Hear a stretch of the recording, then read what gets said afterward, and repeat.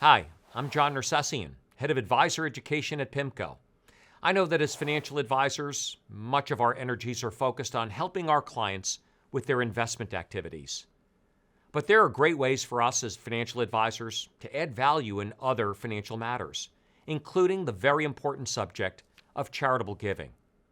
Now, I know that our clients are actively involved in giving. However, I believe that many clients give unintentionally, without strategy, without acknowledgement of the best ways to make their giving most effective, both for the receiving organization and for them personally as well. There are a number of reasons why clients are more engaged in charitable giving. They feel wealthier as they've seen the values of their real estate and their investment portfolios grow.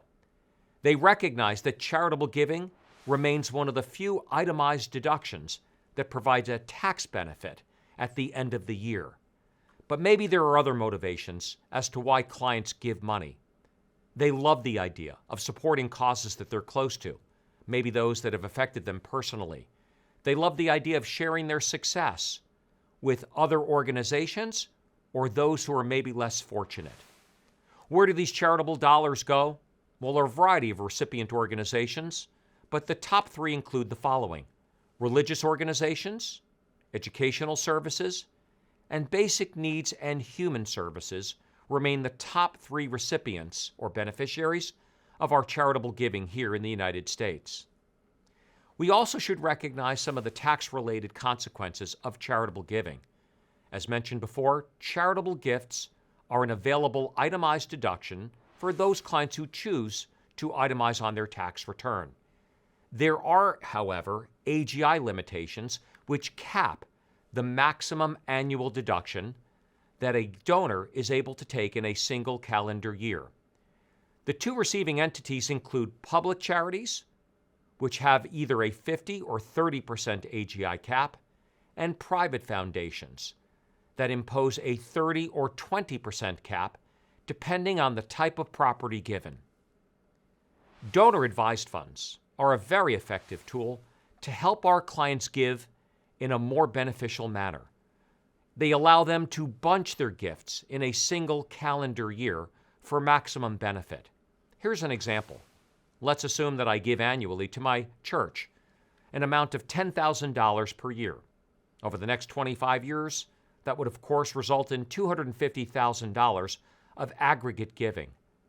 But instead of writing an undetermined check each and every year, without understanding the tax benefits or consequences, maybe I derive a better tax outcome by giving or bunching the maximum amount in a single calendar year, allowing me to exceed the standard deduction and to claim a substantial tax benefit in the year of my completed gift.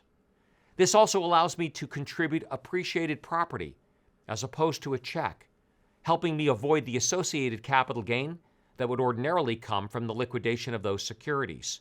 The money grows tax-free inside the account and is immediately removed from my ownership, thereby reducing my estate tax consequences as well. And of course, given the convenience of a donor-advised fund, I can contribute these dollars or distribute them to a number of intended beneficiaries at my convenience. So how can financial advisors continue to advise their clients in this very important manner? We've assembled a list of questions that may help to facilitate the conversation about not giving away more money, but making our giving more impactful and beneficial. Do you typically claim the itemized deductions on your tax return, or do you claim the standard deduction? Is charitable giving an important part of that equation? Tell me about your charitable giving history. Who do you give to? What motivates you to give? And how do you give to these associated charities? Looking forward, how do you anticipate your charitable giving endeavors to change? Do you anticipate continuing to give in a similar fashion, or might that evolve over time?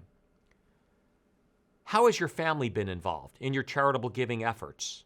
Have you embraced the opportunity of including your children in your philanthropic efforts to help motivate your children to give back to others and to instill or to share the important values that you have with your children as well? And then finally, how can I, as your financial advisor, provide education or guidance around the charitable giving activities that you and your family have embraced? I hope that you've enjoyed this conversation around charitable giving. We encourage you to visit us at PIMCO.com or to contact your PIMCO account manager for more information on this very important subject.